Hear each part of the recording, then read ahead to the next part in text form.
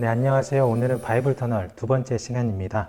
우리가 지난주에는 하나님께서 창조를 하시면서 인류의 시작, 그리고 죄의 시작, 그리고 하나님께서 인류를 구원하시고자 하시는 그런 구원의 계획과 시작을 우리가 나눴었는데요. 그 이야기가 담겨있는 책이 바로 첫 번째 책, 창세기였습니다.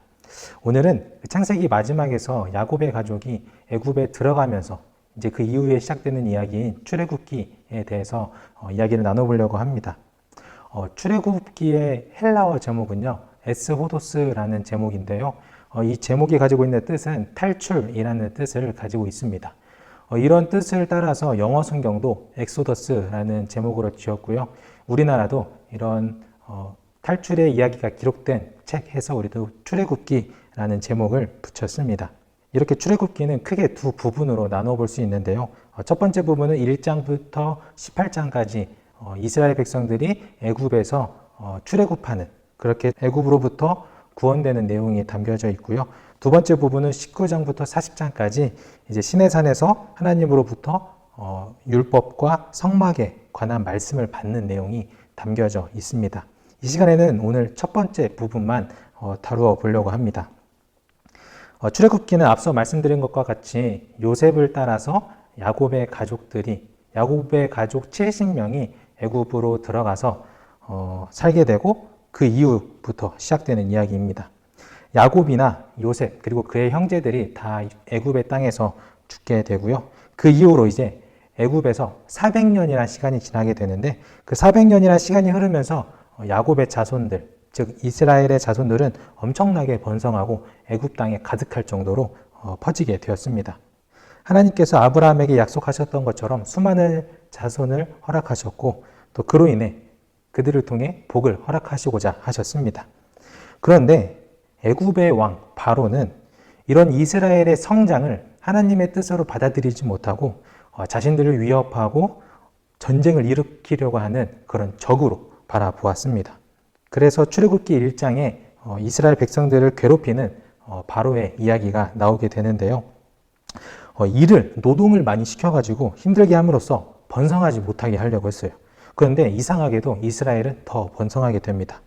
그러자 바로는 내려서는 안 될 명령을 내립니다. 히브리 아기가 태어날 때면은 아들이면은 다 죽이라고 명령을 하죠. 그러나 다행히도 하나님을 경외하였던 히브리 산파들이 아기들을 살려둠으로써 이스라엘은 더욱 번성할 수 있었습니다. 이래도 자신의 죄를 깨닫지 못했던 바로는 아들이 태어나면 모두 나일강에 던져버리라 라는 명령까지 내리게 됩니다. 이런 극악의 상황 속에서 우리가 잘 아는 모세가 태어났는데요.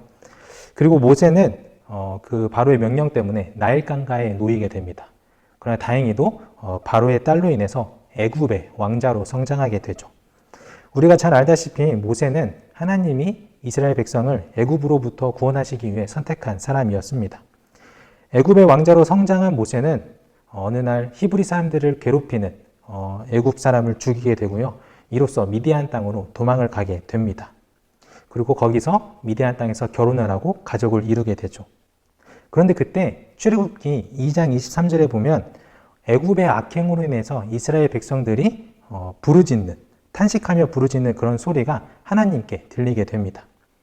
그리고 나서 이제 하나님께서 출애굽기 3장에 모세를 떨기나무 가운데로 부르시고 그를 통해서 이스라엘을 애굽으로부터 구원하시겠다라고 약속을 하시죠. 그렇게 모세는 다시 애굽으로 돌아가게 되고요. 바로 왕 앞에 서게 됩니다. 그리고 바로에게 이렇게 말을 합니다. 주 이스라엘의 하나님께서 말씀하시기를 나의 백성을 보내라. 그들이 광야에서 나의 절기를 지켜야 한다 라고 말씀하셨다라고 말했죠. 그러나 마음이 완악했던 바로는 하나님의 말씀을 전혀 들을 생각이 없었습니다. 바로의 완악함을 보신 하나님께서는 10가지 재앙을 애굽 땅에 내리시기로 결정하십니다. 나일강이 피로 변하고 개구리떼, 이떼, 파리떼, 그다음에 가축의 돌림병, 종기, 우박, 메뚜기떼, 그다음에 흑암, 그리고 장자의 죽음까지 이 10가지 재앙이 내리는데, 이 10가지 재앙은요 애굽의 다양한 신들을 하나씩 무너뜨리는 그런 하나님의 이야기를 담고 있습니다. 이렇게 하나님은 10번이나 바로에게 돌이킬 수 있는 기회를 주셨지만 바로는 결국 끝까지 그런 악한 마음을 돌이키지 못했습니다. 애굽에 내려진 10가지 재앙 중에서 가장 중요한 재앙이라 할 수 있는 것은 바로 마지막인 처음 난 것들의 죽음이라는 재앙인데요. 여기서 유월절이란 이스라엘의 절기가 생겨납니다. 애굽 땅에 처음 난 모든 것들을 죽이고자 하셨던 하나님께서는 이스라엘 백성들에게 어린 양을 잡아서 그 피로 집 좌우 문설주와 임방에 바르게 하셨습니다.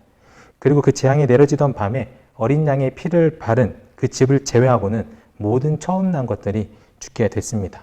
그리고 하나님께서는 이 날을 기념하라 하셨는데 바로 그것이 유월절입니다. 이스라엘 백성들은 이 유월절을 지킴으로써 하나님의 정의와 은혜를 기억해야 했습니다. 그렇게 10가지 재앙이 내려지고 나서야 바로는 이스라엘 백성들을 떠나도록 허락했습니다. 그러나 그 마음도 얼마 가지 못하고 다시 이스라엘 백성들을 잡아오라고 명령을 하죠. 그리고는 우리가 아주 잘 아는 홍해바다가 갈라지는 그런 기적이 나오게 됩니다. 그렇게 하나님께서는 이스라엘 백성들을 적으로부터 지켜주시고 또한 길을 가고 쉴 때마다 밤낮으로 불기둥과 구름기둥으로 이스라엘 백성들을 쉬지 않고 보호해 주셨습니다.